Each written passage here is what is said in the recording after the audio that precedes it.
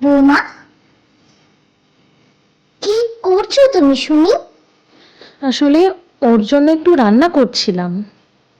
তা তুমি যে এসব রান্না বান্না করছো, এসব কে খাবে?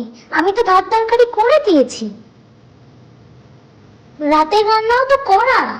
হ্যাঁ জানি সব করা, কিন্তু ও আমাকে বলছিল একটু চাইনিজ খাবে, তাই জন্য আমি রান্না করছিলাম। রাতে ও খাবে, আমরা সবাই খাবো।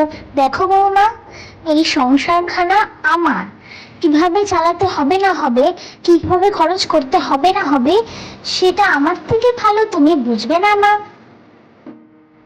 কদিন হলো এই চুপ থাকো, খাও, কদিন একটু আরাম করে কাটাও আর কি।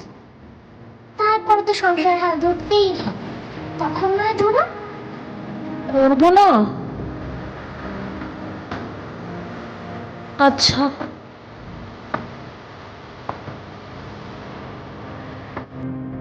মা, ও মা, আমি এসে গেছি। তুমি কোথায়? কি হয়েছে তোমার মা? কি হয়েছে? হ্যাঁ রে বাবু বল। এই হাতে পায়ে যা ব্যথা, সারাদিন এত কাজকর্ম আমি আর করতে পারিনি রে।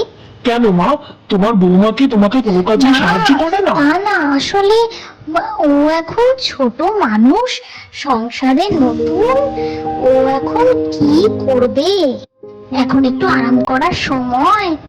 প্রথম প্রথম তাই আমি আর ওকে কিছু বলি না, ও ঘাট থেকে নামে না, আমিও ওকে কিছু বলি না।